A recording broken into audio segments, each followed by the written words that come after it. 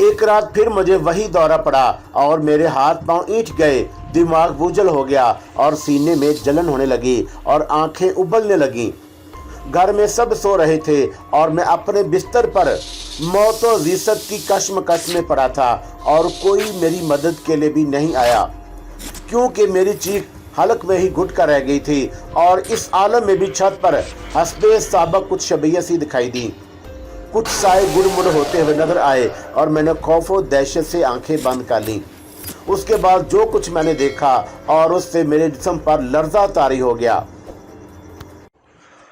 मोहनदास वो मेरे पास आकर मुतअज्जब नज़रों से देखते हुए बोली, क्या तुम्हारी तबीयत ठीक नहीं? क्या किसी ने तुम्हें कुछ कह दिया है?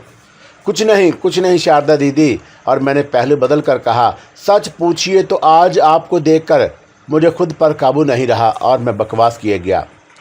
उसने अपनी आंखें मेरी आंखों में डाल दी और उसकी खूबसूरत स्याह आंखों में झांक कर मैं सब कुछ भूल गया और कि मैं यहाँ किस इरादे से आया था, और वो मुझे एक तरोताज़ा फूल की तरह शादाब और दिलकश नज़र आने लगी। मोहनदास, क्या मैं उम्मीद रखूं कि तुम मेरी हर बात का ठीक ठीक जवाब दोगे? और वो मासूमियत से बोली, क्या आप मुझ पर यकीन नहीं करती और मुझे तुम पर शुबा होने लगा है? और वो आहिस्तगी से बोली, मैं बहुत बदनसीब हूँ और आपके एतमाद भी खो बैठा। मैं किस तरह यकीन करूँ? जिस तरह आप अब तक करती रही हैं, और मैं वही मोहनदास हूँ। शारदा ने फ़ौरन कोई सवाल नहीं किया और चंद सानियों तक वो मेरे चेहरे पर नज़रें जमाए हुए निगाहों में मुझे तोलती रही और फिर हसरतनाक आवाज़ में बोली, शकुंतला दीदी के बारे में तुम्हारी क्या राय है? मुझे खदशा लाक हो गया था कि कहीं शारदा के किसी जासूस ने मेरी और महेश चंद्र की गुफ्तगू ना सुन ली हो, और मैंने किसी कदर इत्मीनान से जवाब दिया, मैं समझा नहीं।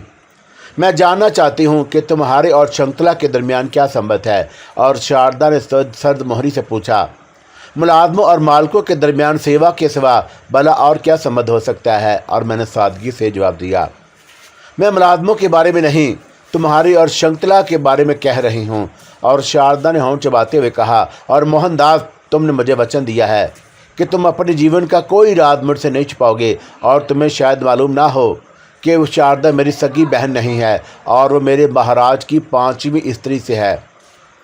आगे कही जाने वाली बातों की तह तक पहुंचना मेरे लिए दुश्वार नहीं था कि सहूरते में किसी सूरत में वो मुझ पर एतमाद करना छोड़ सकती है, और इकरार की सूरत में मुमकिन था कि मेरा किरदार उसकी नज़रों में गिर जाता। ना जाए रफ्तन ना पाए मांदर, और मैं किसी पे कमकों के आलम में खड़ा रहा, क्या जवाब दूँ क्या ना दूँ। और कुछ देर खामोशी से मौजू सोचता रहा और फिर उसमें कोई कसूर नहीं था। एक मुलाजम प्रकाश भवन के नामोस के मुनफरद सोचने तक गुनाह नहीं कर सकता, और हर मर्तबा पेश कदमी यकीनन सफ़ेद नाज़र की तरफ से होती होगी। मैं शर्मिसारी से धीमी आवाज़ में बोला, शकुंतला दलदल में फंस चुकी है शारदा दीदी, और वो बहुत आगे तक जा चुकी है, और तुम भी। वो तड़प कर बोली, और मैं उस दलदल में फंस गए अजमेर की मौत के भी इत्तेफाक नहीं थी। मोहन, और क्या तुम शकुंतला की बात मुझे नहीं बता सकते थे? मुझे उसका मौका नहीं मिला और सब कुछ आनन फानन हुआ, और प्रकाश भवन में हमारी हैसियत नौकर की है। और मैंने बड़ी साफ गोई से कहा, मालिक को खुश रखना हमारा धर्म होना चाहिए, और शकुंतला देवी ने हालात ऐसे पैदा कर दिए थे कि इनकार मुमकिन नहीं था, और किसी सूरत में इनकार की सूरत में मेरा अंजाम भी अजीत जैसा होता, और अब भी कौन जाने क्या हो जाए। मोहनदास, और शारदा ने जज्बाती अंदाज में कुछ कहना चाहा, लेकिन वो गुस्से से पाँव पटकने लगी। क्या मैं इनकार कर सकता था शारदा? और मैंने कसदन इस बार उसका सिर्फ नाम लिया, और शारदा के पास मेरी बात का कोई जवाब नहीं था। और मैंने उदासी से कहा, आप जानती हैं कि मैं तमाम दुनिया से भागकर प्रकाश भवन में आया हूँ, और आपसे मुलाकात ना हो गई होती तो मैं ना जाने मैं कौन हकीर आदमी नहीं हूँ, और मेरा अपनी को भी कोई हैसियत है। और आप जैसी हसीन लड़की ने प्रकाश भवन के मालिक की लड़की ने मेरा मान बढ़ाया था, लेकिन मैं सिर्फ आपके हद तक महदूद नहीं था, और मुझे कहीं भी खिदमत के लिए तलब किया जा सकता है।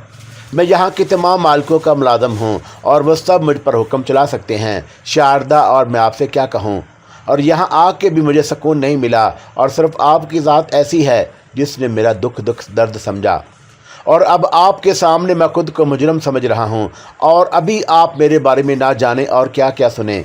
और ना जाने मुझसे किस किस्म की खिदमात आइंदा तलब की जाएं, और कोई कुमारी, राजकुमारी और रानी किस वक्त कौन सा हुक्म सादर कर दे, और जीवन दास मेरे पीठ पर कौड़े भी मैं वचन देता हूँ। और मैंने ठहर ठहर कर कहा, और जितनी जल्दी मुमकिन हुआ मैं अपना मुंह काला कर लूँगा। और प्रकाश भवन में भी किस्मत मुझ पर नामेहरबान हो गई है।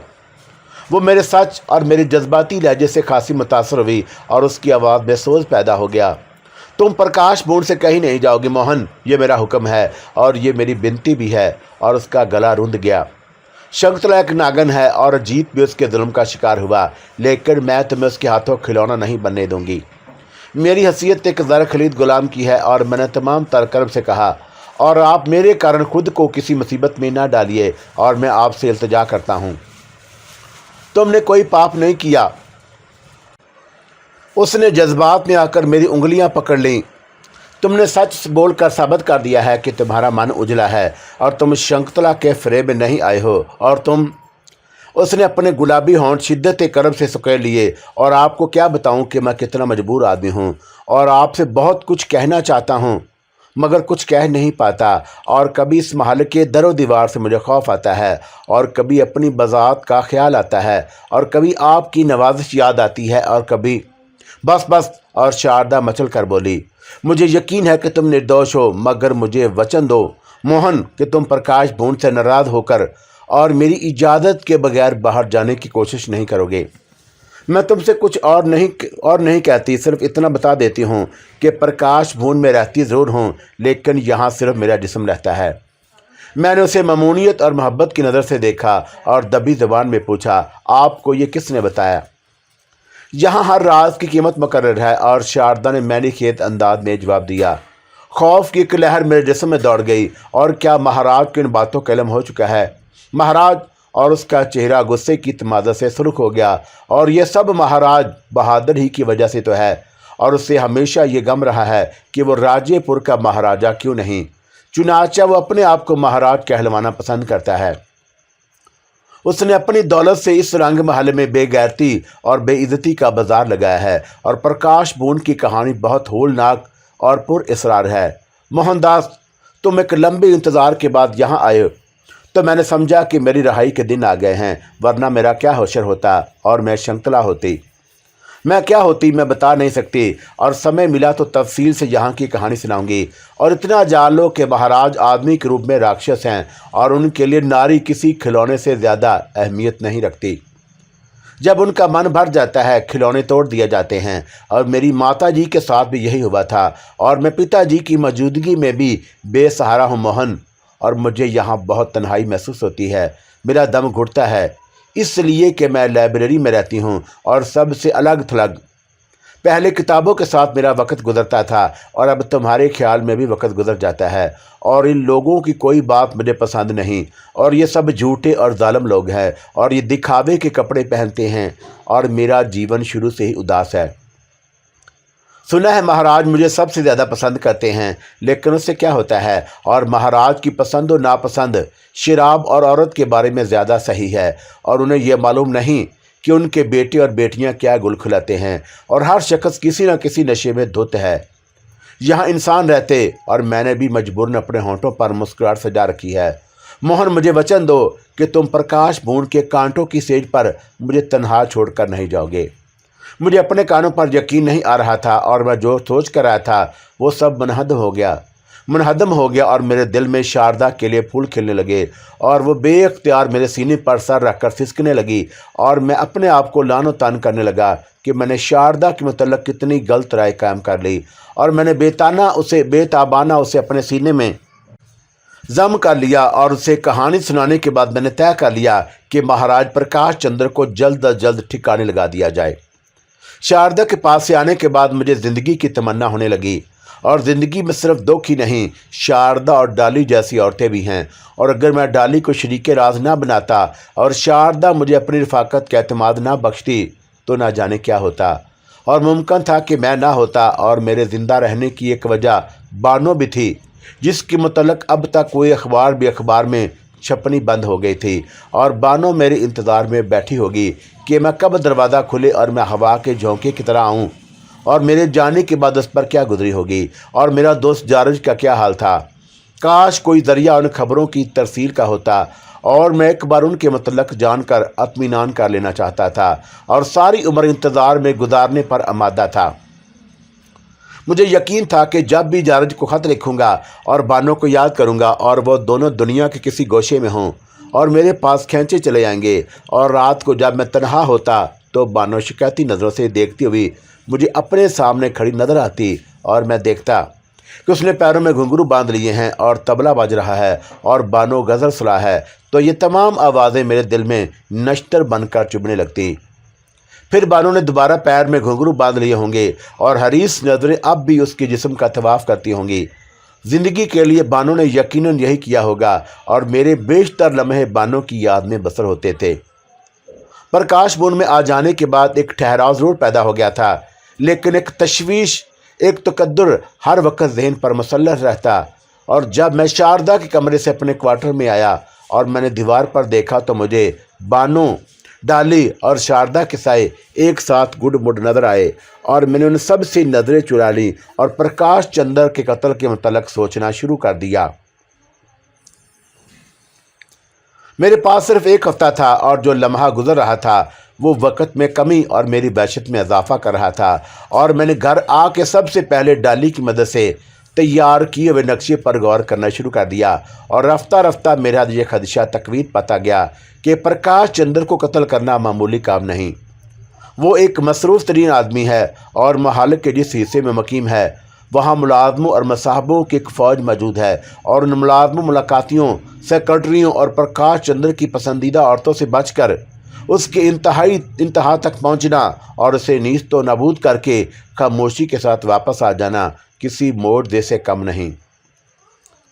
پرکاش چندر ہی کیا، اور کسی بھی شخص کو آسانی سے قتل کیا جا سکتا ہے، اور اس کے لیے ایک خنجر، زہر یا مضبوط جسم اور ارادے کی ضرورت پڑتی ہے، اور قتل کرنا بچوں کا کھیل ہے، بشرطے کہ قتل کے بعد پیش آنے والے ممکنہ واقعات کو بھی بچوں کا کھیل سمجھنے کی آمادگی موجود ہو۔ میں نے جب یہ حساب پھیلایا اور تمام امکانی خطروں اور خدشوں کا تخمینہ لگا کر حاصل جمع کی تو نتیجہ مایوسی کے سوا کچھ نہ نکلا۔ قتل ڈالی کرتی یا میں، اور کسی ایک پر شبہ ہوتا تو دونوں اس میں ملوث ہو جاتے، اور دونوں کے تعلق کے بارے میں پرکاش بون کے لوگ جانتے تھے، اور ڈالی نے پہلے دن سے ہی پرکاش بون میں ہونے والے ہنگاموں کی ایک ایک تفصیل مجھے بتانی شروع کر دی۔ اس نے ایک حیرت انگیز خبر سنائی کہ اب پہلے کے مقابلے میں پرکاش چندر تک لوگوں کو پہنچانے میں زیادہ احتیاط برتی جانے لگی ہے، اور جیون داس نے زیادہ سخت گیری شروع کر دی، اور یہ بہت آسان تھا کہ ڈالی ان شرابوں میں زہر ملا دیتی جو پرکاش چندر کے لیے مخصوص تھا، یا کھانوں میں زہر کی آمیزش کر دی جاتی، مگر اس طرح ایک سے زیادہ قتل ہونے کے امکانات تھے، اور زہر کی فراہمی بھی ایک مشکل امر تھا۔ بہرحال اگر زہر دستیاب ہو بھی جاتا تو تحقیق و تفتیش بھی ہو سکتی تھی، اور مہاراجہ راجے پور اور انگریز حاکم اس سنگین معاملے میں کسی وقت بھی اپنی زیادہ دلچسپی کا اظہار کر سکتے تھے۔ سب سے بڑا مسئلہ یہ تھا کہ جیون داس، اس کے ماتحت عملے اور دربانوں سے بچ کر پرکاش چندر کو اس خوش اسلوبی سے، خوش اتواری سے ختم کیا جائے کہ کسی پر یقینی شبہ نہ کیا جائے، اور یہی حساب کتاب لگانے میں وہ دن گزر گئے اور میری تشویش بڑھتی گئی۔ ادھر مہیش چندر نے شکار کے لیے درخت سفر باندھ لیا، اور ظاہر ہے کہ وہ مہاراج کے قتل کے دوران میں لوگوں کو پرکاش بون سے اپنی عدم موجودگی کا یقین دلانا چاہتا تھا، اور جس دن مہیش اپنے ملازموں، انگریز دوستوں اور دو ایک داشتاؤں کے کارواؤں کے ساتھ شکار پر جا رہا تھا تو اس کا ایک خاص ملازم ہری داس میرے پاس آیا، اور اس نے اشاروں میں کنور کا یہ پیغام پہنچایا: میرے شکار سے واپسی تک تمہارا سودا ضرور کر لینا۔ ہری داس سپاٹ انداز میں یہ مختصر پیغام سنا کر چلا گیا، اور میں جہاں کھڑا تھا وہیں جم کر رہ گیا، اور کنور مہیش چندر نے اپنے ارادے میں کوئی تبدیلی نہیں کی تھی۔ انگریزوں کو شکار پر لے جانے اور موقع پر بھون سے غائب ہو جانے کا مطلب یہ تھا کہ کنور نے ایک بار جو عزم کر لیا ہے وہ پوری طرح سوچ سمجھ کے کیا ہے، اور وہ اس سازش کا جال پھیلانے کے لیے بہت دنوں سے کام کر رہا تھا۔ سادھو کی بار بار آمد، میری خدمات اور انگریزوں سے رسم و رواج، راجہ پور کے مہاراجہ کے ہاں زیادہ رسوخ پیدا کرنا، اور یہ سب ایسی باتیں تھیں جن سے کنور کے آئندہ ارادوں کا آسانی سے اندازہ کیا جا سکتا تھا۔ صرف 5 دن رہ گئے تھے اور ڈالی کے اطلاع کے مطابق یہ کام روز بے روز ناممکن ہوا جا رہا تھا، اور میں جیون داس کی موجودگی میں مہاراج کے حصے کی طرف بڑھنے کی جرأت نہیں کر سکتا تھا، اور جیون داس اور اس کا عملہ سانپ کی طرح پھن کاڑے پرکاش چندر کے خلوت کے غار کی حفاظت کرتا تھا۔ اور میں نے مہتروں کے ٹھکانوں میں جا کر یہ اندازہ لگانے کی کوشش کی کہ وہ کون کون لوگ پرکاش چندر کے ہاں عموماً جاتے ہیں، اور وہ مخصوص مہتر تھے۔ دن میں 4 بار پرکاش چندر کے غسل خانوں اور کمروں کی صفائی کرتے، اور رات کے وقت غسل خانوں کے وہ راستے بند کر دیے جاتے تھے جو عقب سے کھلتے، اور ڈالی کی طلبی پرکاش چندر کی مرضی پر منحصر تھی یا جیون داس کی ایما پر۔ اور بدقسمتی سے ان 2 دنوں میں ڈالی کو طلب نہیں کیا گیا، لیکن میرے اصرار پر ڈالی تیسری رات مہاراج کی خلوت کی طرف قصدن گئی، اور جیون داس اس وقت نشے میں دھت تھا، اور حسب معمول اس کی گرد میوشوں کا اجتماع تھا۔ ڈالی جب پہنچی تو جیون داس کے چہرے پر مسرت کی لہر دوڑ گئی، اور جیون داس کو تھوڑی دیر ہموار کرنے کے بعد ڈالی پرکاش چندر کی خلوت میں گھس گئی، اور اسے دربان نے ضرور روکا ہوگا، لیکن اس نے اپنی کس ادا سے اسے زخمی کیا ہوگا۔ یہ ڈالی جیسی جہاں دیدہ عورت کے لیے کوئی دشوار بات نہیں تھی۔ جب وہ اندر گئی تو اس نے مہاراج پرکاش چندر کی خلوت میں ان کی نئی نویلی رانی پارا کو دیکھا، اور پارو کی عمر 15 سال سے زیادہ نہ ہوگی، اور وہ ایک کونپل تھی جسے درخت سے توڑ لیا گیا تھا، چنبیلی کی کلی۔ اور مہاراج نے جب ڈالی کو اندر آتے دیکھا تو ان کی شوخیاں بڑھ گئیں، اور انہوں نے ڈالی کو اپنے پاس بٹھانے کے لیے ہاتھ بڑھایا، مگر ڈالی پارو کی موجودگی میں مہاراج سے قریب ہونے کی گستاخی نہیں کر سکتی تھی، اور وہ بڑی معاملہ فہم تھی۔ چنانچہ اس نے بڑی خوبصورتی سے شراب کی تھالی مہاراج کے سامنے رکھ دی، اور پارو کو نہایت ادب سے نمسکار کیا، اور پارو اس احترام سے بہت خوش ہوئی، اور اسے پرکاش پون کے آداب سے اتنی گہری واقفیت نہیں ہوگی جتنی ڈالی کو ہو گئی تھی۔ مہاراج ڈالی کو نشے میں اپنے پاس بلاتے رہے، اور ڈالی وہاں سے کھسک کر دوسرے کمرے میں آ گئی، اور تھوڑی دیر بعد مہاراج پارو کو چھوڑ کر ڈالی پکارتے ہوئے ادھر ادھر کمرے میں دیکھنے لگے، اور انہوں نے پارو کو رخصت کر دیا تھا۔ اب ڈالی کے لیے میدان صاف تھا، اور ڈالی اسی وقت مہاراج کے سینے میں خنجر گھونپ سکتی تھی، کیونکہ رات خاصی گزر چکی تھی اور مہاراج نشے میں دھت تھے۔ جیون داس بھی رنگ میں تھا، لیکن ڈالی ایسا کوئی غلط قدم نہیں اٹھا سکتی تھی۔ وہ وزنی گلدان مہاراج کے سر پر مارنے کی حماقت کرتی تو فوراً ادھر لی جاتی۔ اس نے مہاراج کو شراب میں نہلا دیا، اور ساری گری کا کام اپنے تمام تر اداؤں سے کیا، اور یہاں تک کہ مہاراج چھک گئے اور صوفے پر گر گئے۔ ڈالی کچھ دیر ان کی آغوش میں بیٹھی رہی، اور پھر اس نے مہاراج کی نظروں سے اجل ہو کر ملحقہ غسل خانے کے عقبی دروازوں کی کنڈی کھول دی، اور اطمینان سے باہر آ گئی۔ باہر وہ تھوڑی دیر مدہوش دربان کے پاس ٹھہری رہی، اور دربان نے اندر جا کر مہاراج کو مسحری پر لٹا دیا، اور خواب گاہ کا دروازہ بند کر دیا، اور جیون داس مدہوش پڑا تھا۔ ڈالی نے کوارٹر آ کر مجھے پوری تفصیل بتائی، اور نقشے میں خواب گاہ پر نشان لگا کر مجھ سے اصرار کیا کہ میں اس خواب گاہ کے غسل خانے سے اندر جاؤں اور مہاراج کا کام تمام کر کے واپس آ جاؤں۔ مجھے ایسا کرنے میں چند عذر مانا تھے، کیونکہ ڈالی کو آج رات ہی جیون داس نے اور اس کے ساتھ رنگ لڑیوں میں مصروف عورتوں نے، پارو نے اور دربان نے دیکھ لیا تھا، اور میں غسل خانے سے باہر آ کر اندر سے چڑکنی نہیں لگا سکتا تھا۔ صبح فوراً ڈالی پر جاتا، اور ڈالی کے ساتھ میں بھی دھا لیا جاتا، اور ہم نے یہ عمل دوسرے دن کے لیے چھوڑ دیا کہ ڈالی کل آج کی طرح رات گئے جانے کے بجائے اول شب 8 بجے جب غسل خانوں کی تمام چٹکنیاں چیک کی جاتی ہیں، مہاراجہ کے کمرے میں جائے گی، اور کسی ترکیب سے چٹکنی کھول کر باہر آ جائے گی۔ ظاہر ہے کہ اس کے بعد دروازوں اور کنجیوں کے معائنے کے لیے کوئی نہیں آئے گا، اور ڈالی وہاں موجود نہیں ہوگی۔ لیکن مہاراج کے ساتھ اگر دوسری عورتیں اور کوئی مہمان ہو تو وہ موجود ہوگا، اور 4 بجے کے قریب پرکاش پون میں ہر طرف سناٹا چھا جانے کے بعد میں وہاں جاؤں گا، اور مہاراج کے کمرے سے ڈالی کے آنے یعنی کوئی 9:30-10 بجے اور میرے پہنچنے یعنی کوئی 4:30 بجے کے درمیان 6.5 گھنٹے کا وقفہ ہوگا، اور اس عرصے میں مہاراج اکیلے یقیناً نہیں رہیں گے، اور ڈالی ان سے ملنے والی آخری فرد نہیں ہوگی۔ رات کا زور تو درمیان میں بندھے گا، اور ناچ ہوگا، گانا ہوگا، شراب ہوگی، اور پھر جب سب چلے جائیں گے تو پرکاش چندر کے آخری وقت کا جشن منعقد ہوگا، اور مرنے سے پہلے مہاراج کو ہر عیش میسر ہونا چاہیے اور ان کی موت شیان شان ہونی چاہیے۔ کسی کو اچانک مار دینے اور منصوبے سے قتل کرنے میں بڑا فرق ہوتا ہے۔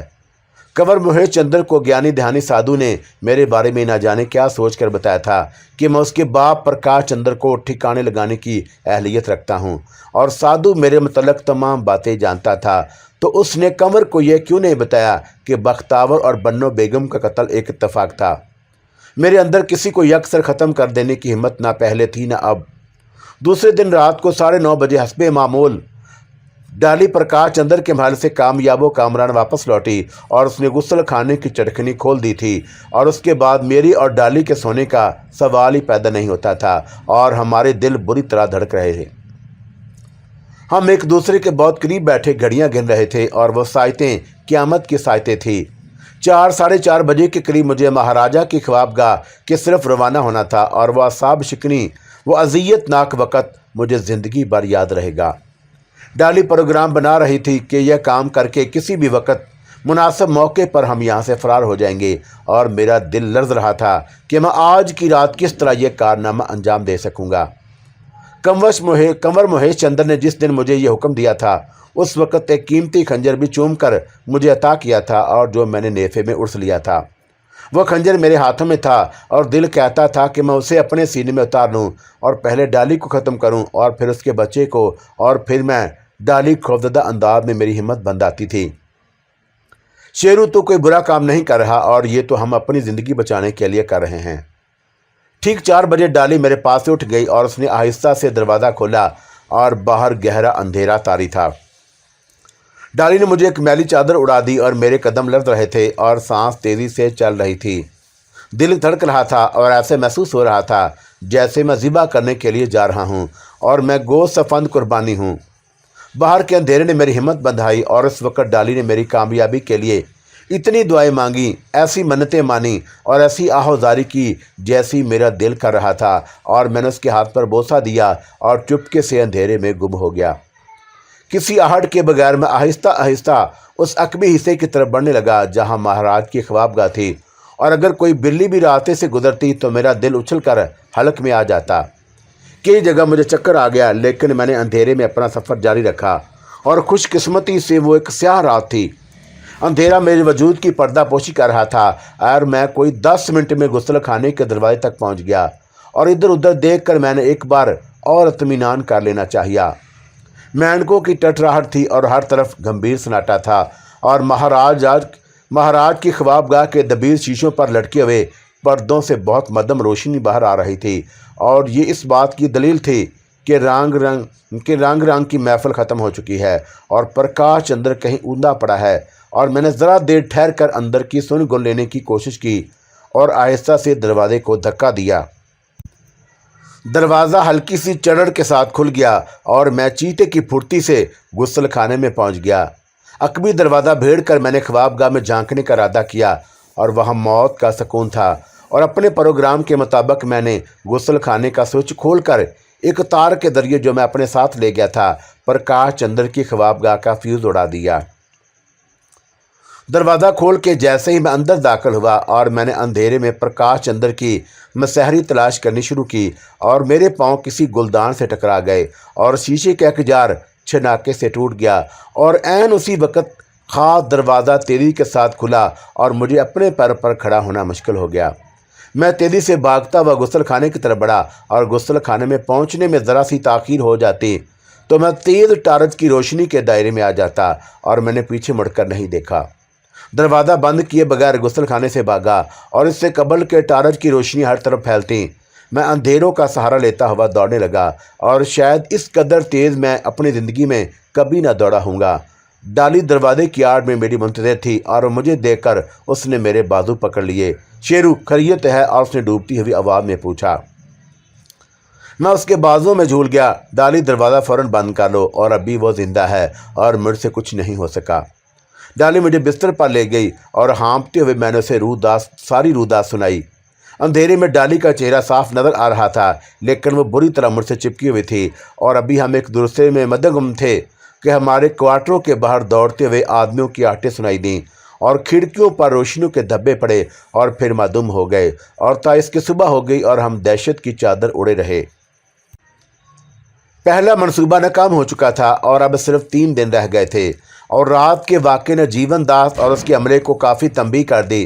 چنانچہ اب مزید احتیاطی برتے جا رہی تھیں، اور جیون داس کا غضب پرکاش بھون کے ملازموں پر صبح ہی سے نازل ہونا شروع ہو گیا۔ اس کے جاسوس رات کے واقعے کی بو ہر طرف سونگتے پھر رہے تھے، اور میں بجلی کا سلسلہ فیوز اڑا کر منتقل نہ کرتا تو آج پرکاش بھون کی حالت مختلف ہوتی۔ لیکن ایک ذرا سی احتیاط نے اتنا منظم اور عمدہ منصوبہ خاک میں ملا دیا، اور میری ہمتیں پست ہو چکی تھیں۔ مزید کسی جسارت کا امکان ہی نہیں رہا، اور شروع میں اس واقعے سے متاثر ہو کر تمام دربانوں کا مستعد رہنا لازمی تھا، اور ڈالی نے بھی ہمت نہ ہار دی۔ ایک بار پھر میں نے فرار کا ارادہ کیا، لیکن مہیش چندر کے خاص ملازم پوری طرح میری نگرانی کر رہے تھے، اور وہ ہر میری ایکٹیویٹی نوٹ کر رہے تھے۔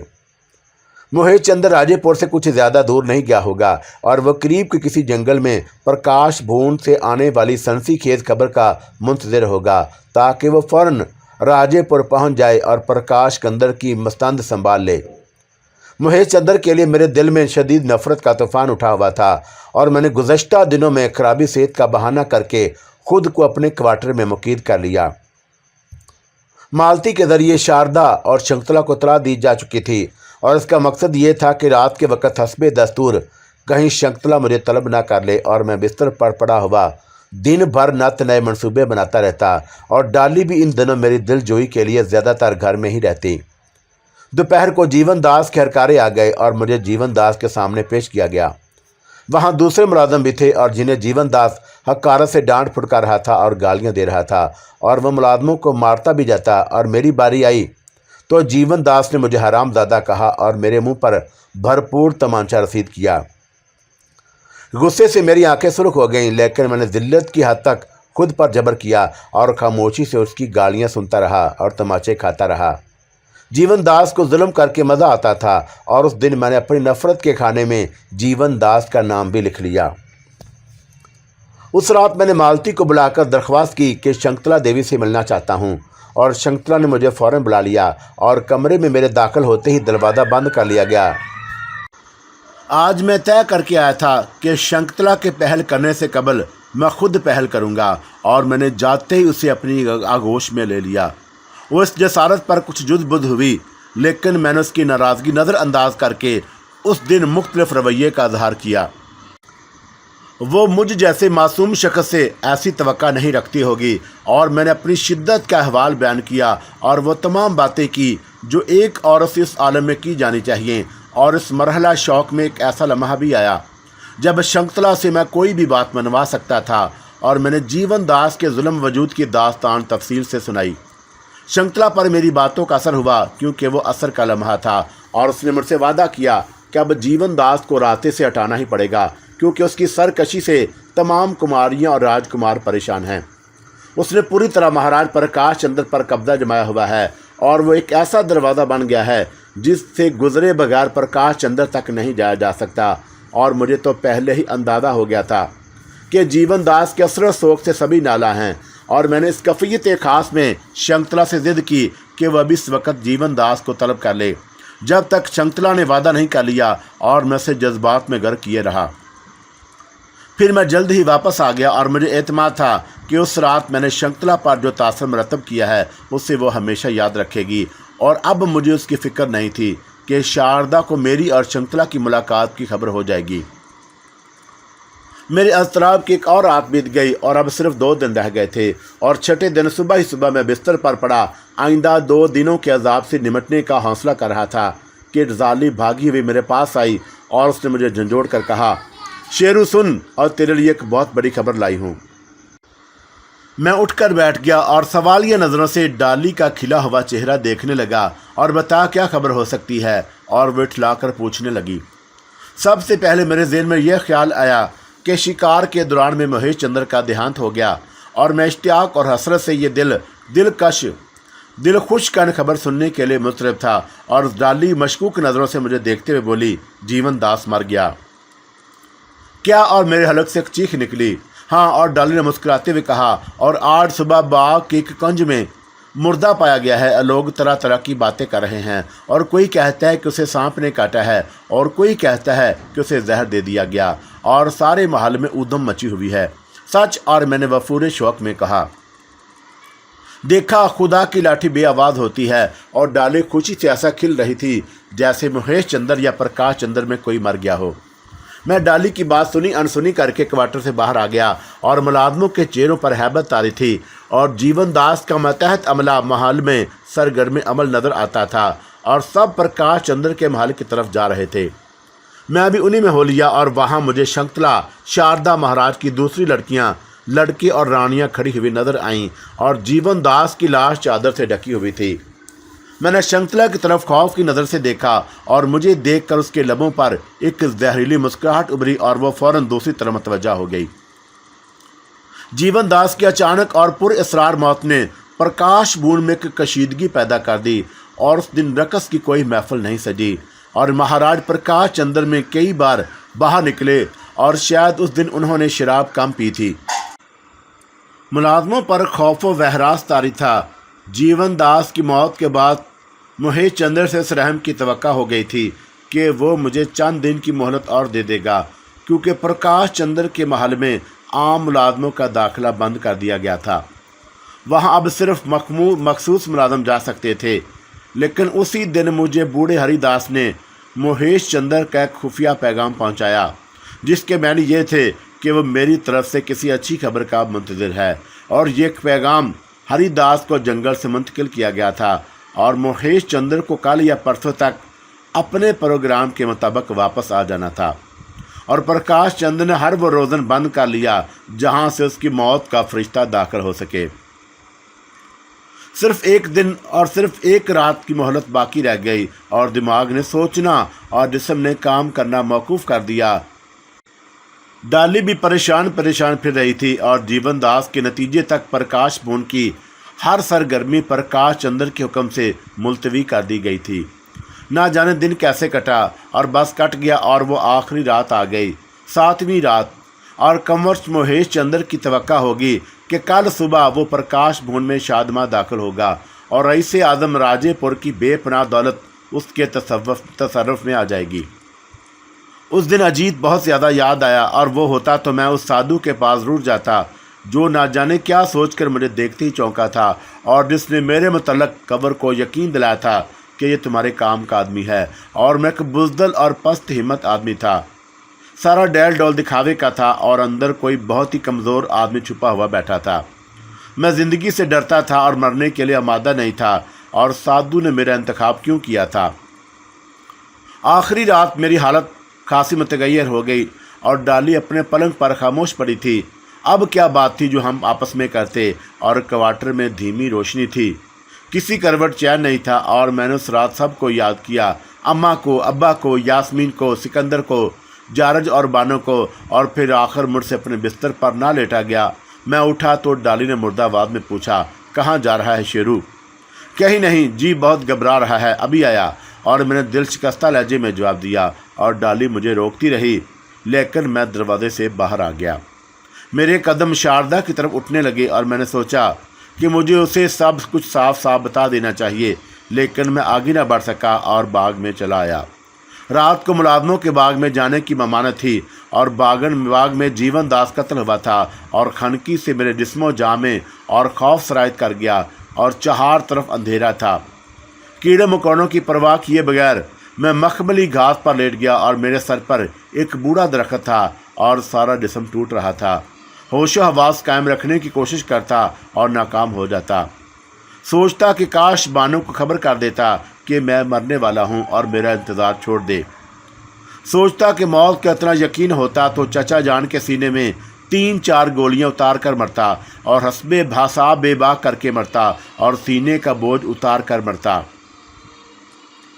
मैं अपनी वहशतों में क्या कुछ नहीं सोच रहा था, और दरख्त के चंद पत्ते टूटकर मेरे जिस्म पर गिरे, और मैंने हड़बड़ा कर देखा, और ये अपने साये से भी लर्जने का वक़्त था।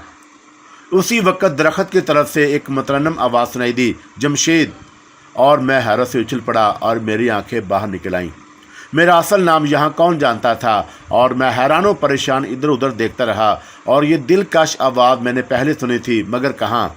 और मैंने दरख्त के तने के पीछे झांक कर देखा, वहाँ कोई नहीं था, और मैं उसे अपना वहम समझकर दोबारा घास पर लेट गया। मैं उठकर भाग जाना चाहता था कि दोबारा किसी ने मुझे पुकारा, कौन, और मेरी गग्गी बंद गई। जमशेद, तुम इतने परेशान क्यों हो? और एक मुतरन्नम नस्वानी आवाज़ इस बार कदरे वजाहत से कहा, और मैं आवाज़ की तरफ लपका। मुझे अपने सामने एक हयोला सा दिखाई दिया, और वह बिलाशुबा ये हयोला वही था जो दरियाए हगली की बेकरार मौजों में खुद को सुपुर्द करते वक्त मैंने देखा था। और उसकी आवाज़ में वही खनक थी जैसे चूड़ियाँ बज रही हों, जैसे शहनाई बाज उठी हो। खौफ और तजस्सुस से मेरा चेहरा जर्द पड़ गया। तो तुम कौन हो? और मैंने हकलाकर कहा और अपनी जगह साकत खड़ा रहा। मैं कीचू हूँ। और उसने दिलकश आवाज़ में कहा, कीचू? और हैरत से मेरी आंखें फट गईं। और कीचू का नाम सबसे पहले मैंने अपने बहनोई अरशद की ज़ुबान से सुना था, और जब उसने मेरी बहन यास्मीन से उसका कोई तलक बताया था तो वालिद साहब सख्त मुश्तल हो गए थे। और ये कीचू कौन है? और मेरा तनफ़्फ़ुस तेज़ हो गया।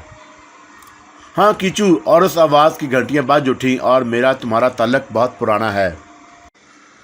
मेरे कई नाम हैं, और तुम इन चक्रों में ना पड़ो। वक़्त आने पर तुम्हें सब कुछ मालूम हो जाएगा। मुझे अपनी आवाज़, अपने लहजे और अपने जिस्म पर इख्तियार नहीं रहा था, और मैं उस साए को बेनकाब करने के लिए उस पर जिस्त लगाना चाहता था, लेकिन ज़मीन ने मेरे पैर मजबूती से पकड़ लिए। मैंने बेमुश्किल तमाम कहा कि क्या तुम कोई साया हो? तुम कोई पुरअसरार औरत हो? तुम जिन हो या? और मैं जो कुछ भी हूँ तुम्हारे साथ हूँ। वक़्त आ रहा है कि तुम मेरे बारे में जान लोगे। और उसकी आवाज़ में जादू भरा हुआ था। मैंने अपने ज़हन में उस पुरअसरार साए से मफाहमत कर ली, और अब मेरा खौफ कम हो गया था, और वो मेरी हर बात का जवाब दे रही थी, और उसका साया मेरे सामने लर्ज़ रहा था। ये सब ख्वाब नहीं था। और मैंने हिम्मत करके इज्जो इनकसार के साथ कहा, मैं बहुत परेशान हूँ। मैं जानती हूँ। और उसके लहजे में मिठास और हमदर्दी थी। मैं क्या करूँ? और मैंने मुस्तरब होकर पूछा।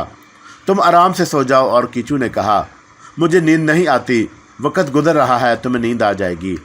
तुम्हें मालूम है कि मैं बेकसूर हूँ, और किस्मत ने मेरे साथ कैसे खेल खेले हैं, और तुमने एक बार पहले भी मुझे बचाया था।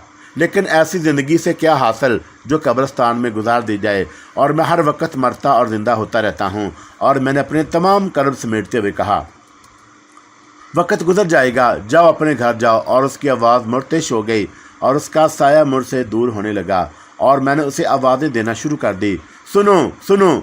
और मैंने उसके लपकते हुए साए को पुकारा, और जब वो नहीं रुका तो मैं उसके ताक़ुब में भागा। साया रात की रानी के पौधे की आड़ में कहीं गायब हो गया, और मेरा तनफ़्फ़ुस तेज़ हो रहा था। मैं उसे तलाश करने के लिए दूसरी जन्म लपका कि किसी ठोस चीज़ से टकरा कर गिर पड़ा, और होशो हवास यकजा करके मैंने गौर किया तो होशो हवास और जाते रहे। बाग में फिर हौलनाक वीरानी का तसल्लुत हो चुका था। सनसान, वीरान, तारीक और सर्द हवा ने मुझ पर कपकपी तारी कर दी, और मैं अपने क्वार्टर की तरफ चल पड़ा। डाली जाग रही थी, और मुझे देखकर वो मेरे बिस्तर पर चली आई, और नहायत मोहब्बत से कहने लगी, शेरू, इतना मत घबरा, जो होगा देखा जाएगा, और उससे ज़्यादा मर जाएंगे, और उससे ज़्यादा क्या होगा, मगर सब साथ मरेंगे। शायद ऐसा ना हो। और मैंने उदासी के लहजे में कहा, क्यों? और वह हैरानी से बोली, हमारे लिए मौत भी मुश्किल है। और मैंने डाली से कहा, और उसकी आगोश में सर रख दिया। डाली मेरा सर दबाने लगी, और एक अज़तराब अंगेज़ वहशतनाक रात आहिस्ता आहिस्ता गुजरने लगी। कंवर मोहेश चंद्र की अता की हुई आखिरी रात। सुबह होने तक मेरे तमाम हौसले बेदार हो चुके थे, और मैंने अपने आप में आइंदा तमाम हादसों से निमटने की क़ुव्वत मजतमा कर ली। चुनाचा आखिर शब में इत्मीनान के साथ डाली से बातें करता रहा, और डाली भी मेरे लहजे की सख्ती और मेरे अतवार की तवानाई पर मुतज्जब थी। लेकिन वह सब कुछ अजीब तरह नमूदार हुआ। अलल सुबह ये महसूस हुआ जैसे प्रकाश मोड़ में भूचाल आ गया हो, और मैंने बाहर निकल कर देखा कि मालती मेरी तरफ भागी आ रही है, और उसने हज़ियान के लहजे आलम में दूर ही से चीख कर कहा, महाराज का देहांत हो गया। और महाराज सूरजबाज हो गए। महाराज का देहांत हो गया? क्या कह रही हो? और मैंने क्वार्टर के सामने मालती का बाजू पकड़ लिया। क्या तू होश में है? हाँ मोहन, महाराज मर गए, और वो आज अपने कमरे में मरे हुए पाए गए।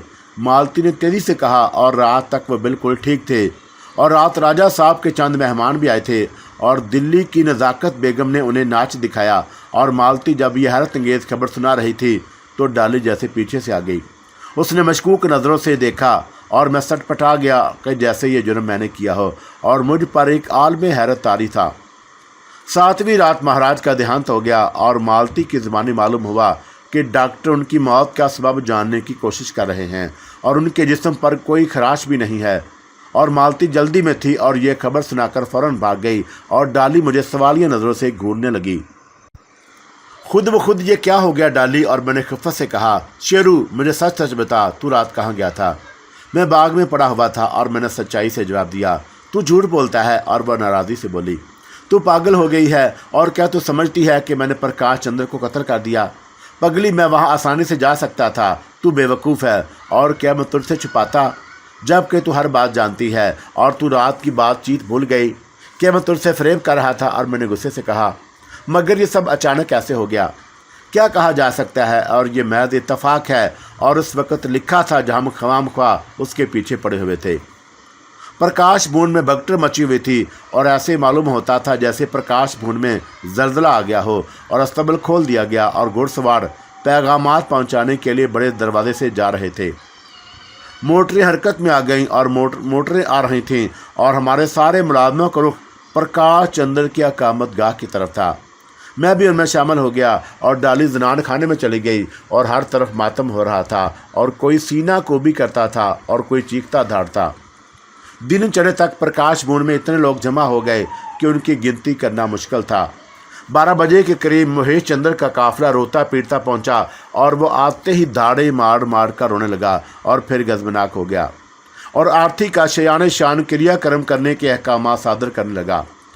دوپہر تک یہ بات طے ہو گئی کہ مہاراج کا دیہانت حرکت قلب بند ہونے کی وجہ سے ہوا، اور راجہ پور کے بہترین ڈاکٹروں نے متفقہ طور پر فیصلہ دے دیا تھا۔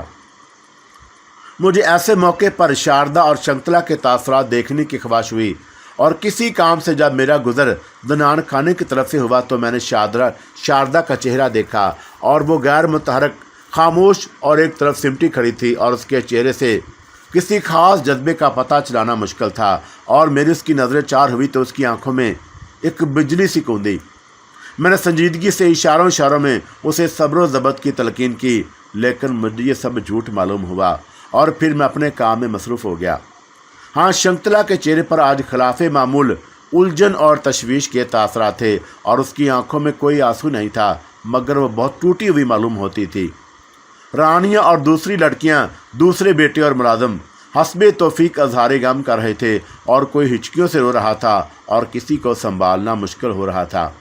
مہیش چندر بکھلایا ہوا ادھر سے ادھر پھر رہا تھا، اور اس دوران میں اس کی نگاہ مجھ پر پڑ گئی، اور وہ ایک لمحے کے لیے ٹھہرا اور مجھے چمکتی آنکھوں سے دیکھا اور ہجوم میں گم ہو گیا۔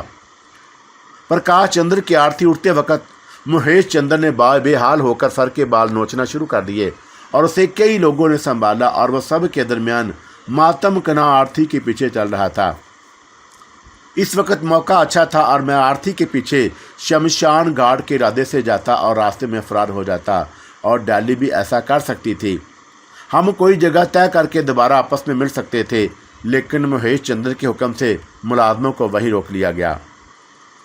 صرف چند خاص ملازم آرتی کے ساتھ باہر جا سکے، اور اس دن ہری داس سائے کی طرح میرے پیچھے لگا رہا۔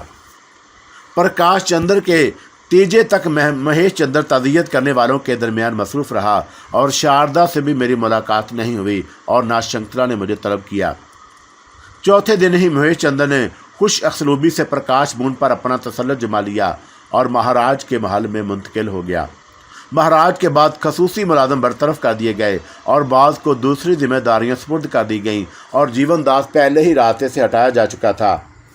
چوتھے دن مہیش چندر نے مجھے طلب کیا، اور میں اس طلبی کا منتظر بیٹھا تھا۔ مہاراج کی موت کے بعد سے اب تک تنہائی میں میری اس سے ملاقات نہیں ہوئی تھی، اور جس وقت میں وہاں پہنچا تو وہ ایک شاندار صوفے پر براجمان تھا، اور اس پر 3 دن پہلے اس کا باپ بیٹھا کرتا تھا۔ حالانکہ کسی نہ کسی طرح مہیش چندر کی خواہش کی تکمیل ہو گئی تھی، لیکن مجھے خدشہ تھا کہ وہ میرا وجود مشکل سے برداشت کرے گا۔ کمرے میں قدم رکھتے وقت میرا دل بیٹھا جا رہا تھا، اور میں نے دونوں ہاتھ جوڑ کر اسے پرنام کیا اور گردن جھکا کر کھڑا ہو گیا، اور مہیش چندر نے فخر کی نگاہ سے مجھے سر سے पांव तक देखा और भारी आवाज़ में बोलने की कोशिश की। मोहनदास, तुम एक वफादार जानवर साबित हुए। और मैं खामोश खड़ा रहा और मैंने सोचा कि बता दूं कि प्रकाश चंद्र को मैंने कत्ल नहीं किया, लेकिन मैं चुप रहा। तुम अपने काम में बड़े माहिर मालूम होते हो और मैं तुम जैसे फनकारों की कदर करता हूँ, और मुझे हैरत है कि तुमने डॉक्टरों को भी धोखा दे दिया। मालिकों की सेवा करना मेरा धर्म है और मैंने अपनी ज़ुबान खोली। तुमने मुझे खुश किया है और मैं तुम्हारा ख्याल रखूँगा। और ये कहकर उसने नोटों की एक गुड्डी मेरी तरफ फेंकी और मैंने उसे हाथों में लेने में फुर्ती से काम लिया और ममूनियत की निगाहों से उसे देखने लगा। मैं तुम्हारा ओहदा बढ़ाता हूँ और इतने काम के आदमी हो और ऊंची ओहदे पर काम करना चाहिए, और आज से तुम तमाम छोटे मुलाजमों के निगरान हो। और देखो, मेहनत दयानतदारी से काम करते रहना और मुझे शायद तुम्हारी फिर ज़रूरत पड़े। आपकी सेवा करके मुझे दिली खुशी होगी। आपकी बात और है, और आप पर और आपकी सेवा करने वाले बड़ा मान करते हैं और आप चौंक का उनका बहुत ख्याल रखते हैं। और मैंने लिहाजा से कहा, महेश चंद्र का सर फ़ख्र से ऊंचा हो गया। और आजकल तुम्हारी ड्यूटी कहाँ है मोहनदास? सरकार भूल रहे हैं और मुझे शारदा दीदी की सेवा पर रखा गया है। और मैंने अदब से जवाब दिया, हाँ हाँ। और वह सिगरेट का धुआं उड़ाते हुए बोला, और मैं भूल रहा हूँ कि अब मैं अक्सर बातें भूल जाता हूँ। काम भी बहुत बढ़ गया है। और मुझे याद आया, शारदा ने मुझसे कहा था कि तुम्हें मुस्तकिल तौर पर उसकी खिदमत के लिए वक़्फ़ कर दिया जाए, और मस्त घराने का नमकवार हूँ। तो ठीक है, और फ़िलहाल तुम्हारा शारदा की खिदमत पर मामूर किया जाता है, लेकिन मुझे हमेशा तुम्हारा ख्याल रहेगा और तुम्हारी तनख्वाह भी बढ़ा दी जाएगी। तुम्हें ज़रूरत पड़ने पर तुम मेरे पास आ सकते हो। और महेश चंद्र ने बेपरवाही से अपना फ़ैसला सुना दिया और मुझे खुशी हुई कि मैं मज़ीद किसी बखेड़े में पड़ना नहीं चाहता था और शारदा की ठंडी छाँव में बहुत सुकून था। मुझे शारदा से मिले हुए भी 10 रोज़ गुजर चुके थे और महेश इस वक्त खासा उलझा हुआ था और बात करते करते गुम हो जाता। और अभी वो मुझसे बातें कर रहा था कि अचानक एक हसीनो जमील नादक लड़की स्याह मातमी लिबास में अंदर दाखिल हुई और उसकी उम्र कम अज़ कम थी, मगर वह हुस्न शबाब का एक अछूता नमूना थी। महेश का चेहरा मसरत से खिल उठा और वह अपनी नशस्त से उठा और लड़की की पिज़राई के लिए बढ़ा। लड़की ने आते ही मेरी तरफ एक उचटती हुई नज़र डाली और अंग्रेज़ी में पूछा, ये कौन अहमक है? ये हमारा ख़ास मुलाज़म मोहनदास है। और महेश चंद्र ने अंग्रेज़ी में ही जवाब दिया और फिर मुस्कुराकर बोला, काम का आदमी है। लड़की ने दोबारा एक सरसरी नज़र से मुझे देखा और स्मार्ट और अच्छा लगता है और उसे सब पसंद करते हैं। और महेश चंद्र ने शगुफ्तगी से कहा, और मैंने इसे पहले नहीं देखा। और वो नहुसत से बोली, तुम यहाँ नई आई हो पारो, और तुमने इस जंगल में से कहाँ देखा होगा, और मैं अपने मोहरे छुपा कर रखता हूँ। महेश चंद्र ने कहा, तुम बहुत शरीर और बड़े चालाक हो और बिल्कुल एक महाराजा की तरह। और पारो ने एक अदा से कहा, पारो, और ये नाम महाराज की आखिरी बीवी का था और जिसके मुतल्लक मुझे डाली ने बताया था, और वह बेतकल्फ़ी से महेश से हम कलाम थी जैसे उनका कोई ख़ास ताल्लुक़ हो। क्या इस शख्स पर तुम्हें मुकम्मल एतबार है? और पारो ने इस बार गौर से मेरा जायज़ा लिया। तुम देखोगी कि मेरा इंतखाब बेहतरीन साबित होगा। मैं एक बहरी की तरह साकत जामद खड़ा रहा और उस जुमले पर सहम गया और मैंने गैर शौरी तौर पर खड़े खड़े पहलू बदला। तुम अब जा सकते हो। और महेश चंद्र ने मुझे हुक्म दिया और मैं वहाँ से सर झुका के चला ही था कि पारो की आवाज़ से ठठक कर रुक गया। ठहरो। और पारो ने मुझे हुक्म दिया, क्या नाम है तुम्हारा? हाँ, मोहनदास। और वह वकार से बोली और अपने परस से एक हार निकालकर मेरी तरफ उछाल दिया, और यह हमारी तरफ से है। और मैंने महेश चंद्र की तरफ देखा और वह अंग्रेज़ी में पारो से मुखातब था, और तुम्हारे अंदर एक महारानी की खसूसियात मौजूद हैं। मैंने उन दोनों का शुक्रिया अदा किया, सलाम किया, अपना सर झुकाया और उल्टे कदमों वापस आ गया। वापस आकर मैंने वह तमाम रुपये जो 5000 के नोटों पर मुश्तमिल थे और कीमती हार डाली की गोदी में डाल दिया, और डाली के चेहरे पर कई रंग आए और गुजर गए। शेरू, और वह जज्बाती भरी आवाज़ में बोली, और ये हमारे लिए बहुत है। अब तू यहाँ से फरार होने का मौका तलाश कर, और मुझे यहाँ हर वक्त खून की बू महसूस होती है। देखती रह डाली। और मैंने इत्मीनान से अपना सर उसके शाने पर टिका दिया।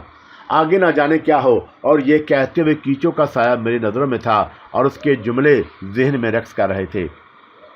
कीचू कौन थी और वह कौन सा वक़्त था और जिसके आने का वो इशारा कर रही थी, और आगे कौन से वाक़यात पेश आने वाले थे? कीचू क्या है? और मैंने ये सवाल हल करने की बहुत कोशिश की, मगर मेरा नाकस जहन उनका कोई जवाब ना पा सका। और आखिर में आने वाले दिनों की फ़िक्र से आज़ाद होकर प्रकाश भवन में दिन गुजारने लगा। शारदा से तन्हाई में मुलाकात किए अब 20 रोज हो चुके थे और प्रकाश चंद्र का 20वां भी हो चुका था। सोग 40 दिन का तय पाया था, मगर उससे पहले ही रफ्ता रफ्ता रौनकें मामूल पर आ रही थीं। गो शारदा से गुफ्तगू का मौका नहीं मिला, मगर इशारों किनारे में रस्मों राह के कई मरहले तय हो चुके थे और यहाँ मुझे पहली बार ये इंकशाफ हुआ कि शारदा महेश चंद्र की हकीकी बहन है, यानी वो उसी माँ के बतन से है जिससे महेश चंद्र है। और शारदा का मर्तबा उस लिहाज से कुछ बढ़ गया था और शंकुतला अब उसके आसपास कम दिखाई देती थी।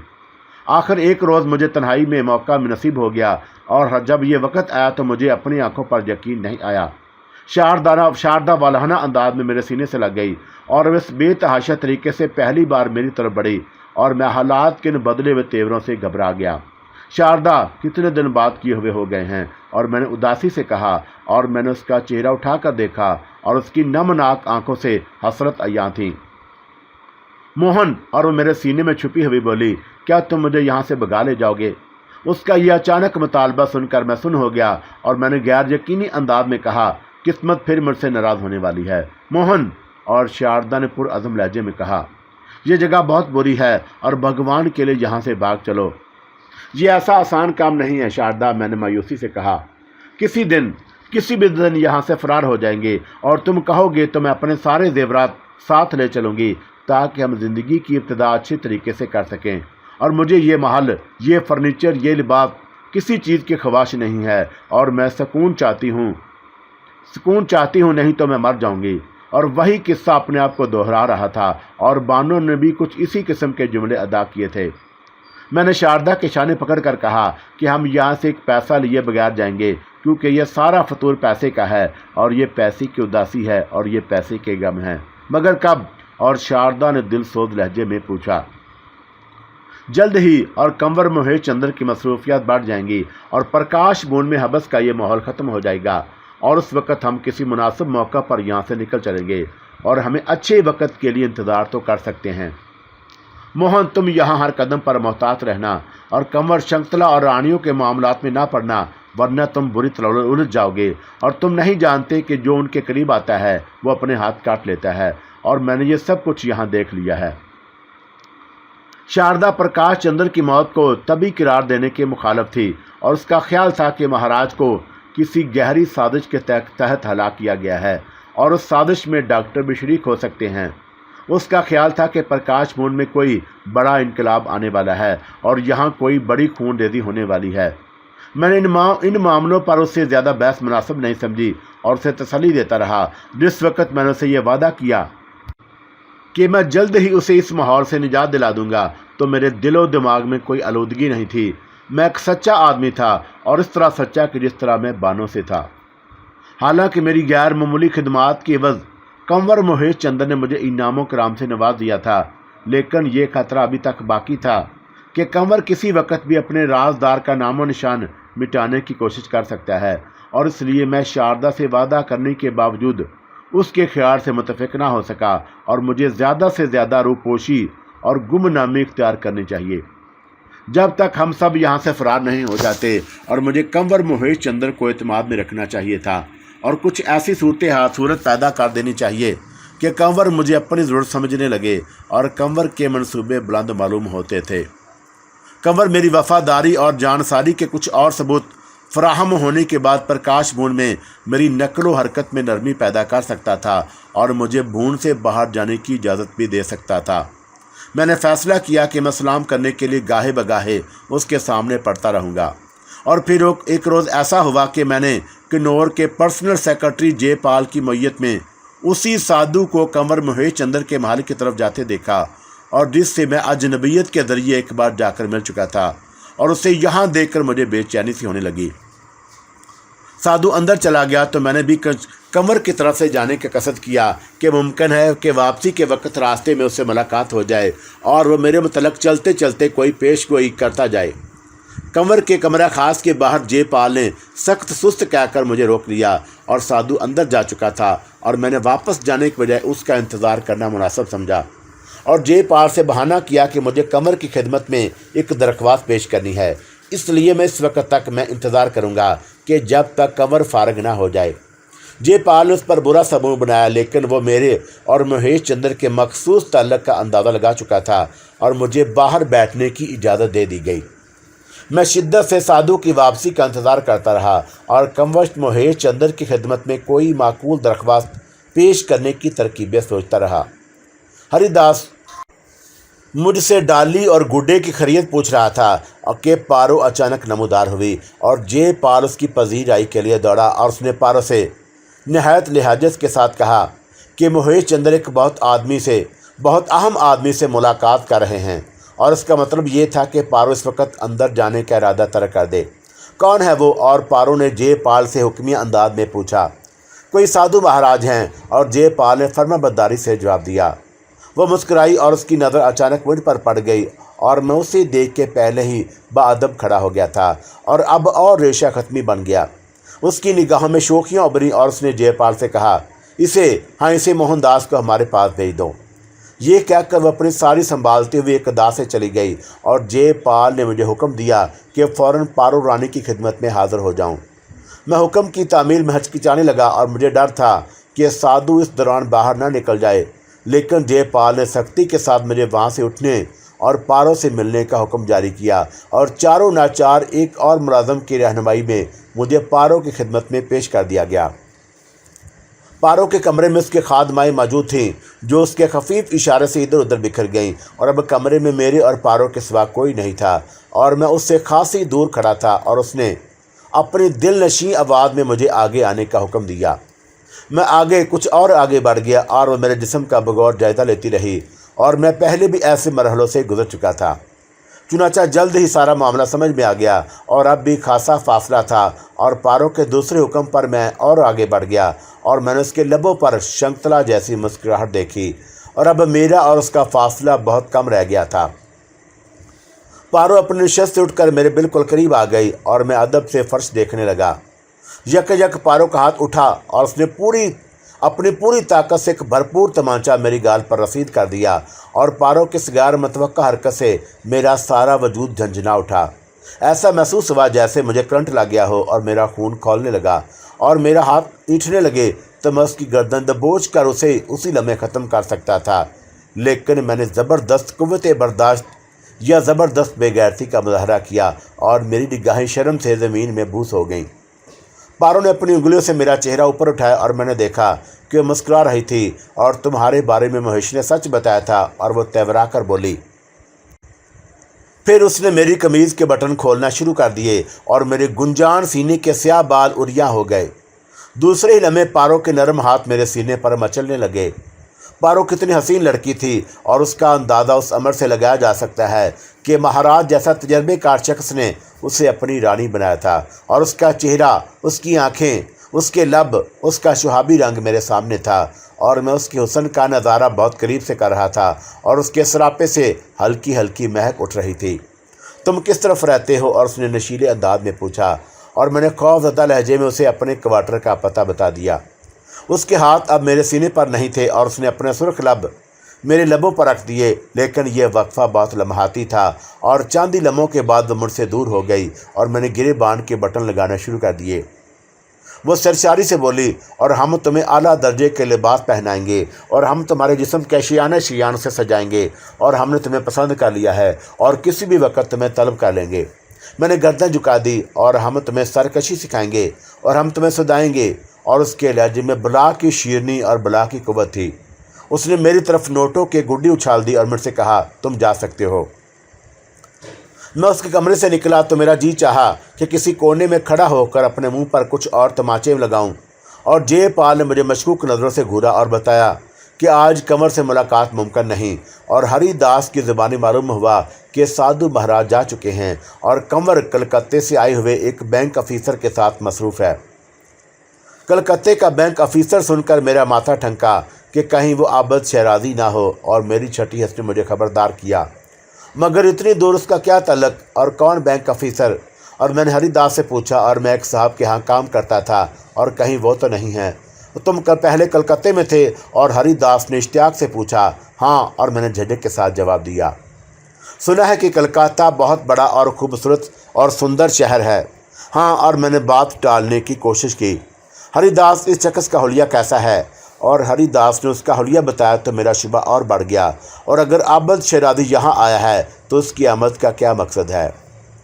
मैं किस तरह उसकी तस्दीक कर सकता हूँ कि अंदर वही मौजूद है? और बूढ़े हरिदास को मेरी बेकरारी महसूस हो गई और मैं न अंदर जा सकता था और ना बाहर बैठकर बैंक ऑफिसर का इंतज़ार कर सकता था। अगर वो आबद शेरादी हुआ तो मैं किस तरह उसका सामना करूँगा? और फ़ौरन मेरे ज़हन में एक तरकीब आ गई और मैंने पारा की दी हुई गुड्डी में से एक नोट निकालकर हरिदास के हाथ में थमा दिया। चाचा हरिदास, और मैंने खुशामंदाना अंदाज में कहा, ज़रा जेब पार से मालूम करो कि उसके अफसर का नाम क्या है, और अगर वो मेरा साबक के मालिक है तो मैं उसका इंतज़ार करूं और कमर के सामने उससे अपने पैसों का मुतालबा करूं, वरना यहाँ से चला जाऊं। हरिदास नोट हाथ में रखकर पहले ही माजूब मुनअफल हो गया था और मेरे इसरार पर उठकर जेपाल के कमरे में गया और चंद लम्हों के बाद वापस आ गया और आते ही मुझसे बोला, क्यों रे मोहनदास, और क्या आबद शेरादी ही तेरे पहले मालिक का नाम था? और मैं हवास भागता हो गया, नहीं, उसका ये नाम नहीं था। और मैंने इजलत में कहा, और उसका नाम तो चाचा हरिदास जयराज था, और यही तो मैं सोचता था कि वो यहाँ कैसे आ गया। मैंने तेज़ी से जुमले अदा किए और वहाँ से सर पट भागा और मैंने अपने क्वार्टर में आके सांस ली। आबद शेरादी यहाँ कैसे आ गया? और इस सवाल से मुझे इख्तलाज होने लगा। और क्या उसे पता लग गया है कि मैं यहाँ मौजूद हूँ? और मैंने खुद को दिन भर अपने कमरे में महसूर रखा और डाली के ज़रिए शारदा उसे कहला भेजा कि मेरी तबीयत सख्त ख़राब हो गई है। उसी रात डाली गुड्डे के साथ सो रही थी और मैं बिस्तर पर अपनी किस्मत की गर्दिशें शुमार कर रहा था कि दरवाजे पर दस्तक हुई और कई अंदेशे जहन में लहरा गए। पारो का कोई कासद है और शंकतला ने बुलाया है, या महेश चंद्र ने तलब किया है, या मुमकिन है कि आबद शेरादी हो। मैं बेबसी के आलम में दरवाजे की तरफ गया। कवाड़ खोले तो मेरा दिल धक से रह गया और खिलाफ तवक्का इतनी रात गए। शारदा को अपने क्वार्टर पर देखकर मुझे हैरत हुई। पहले ऐसा इत्तेफाक कभी नहीं हुआ था कि शारदा मेरे क्वार्टर तक आई हो। और मैंने लड़ते विवाद में पूछा, शारदा तुम खैरियत है? तुम्हारी हिफाजत करना मेरा फ़र्ज है। और शारदा तेजी से बोली, और मुझे क्या ख़तरा पेश आ सकता है? मैंने तअज्जुब से कहा।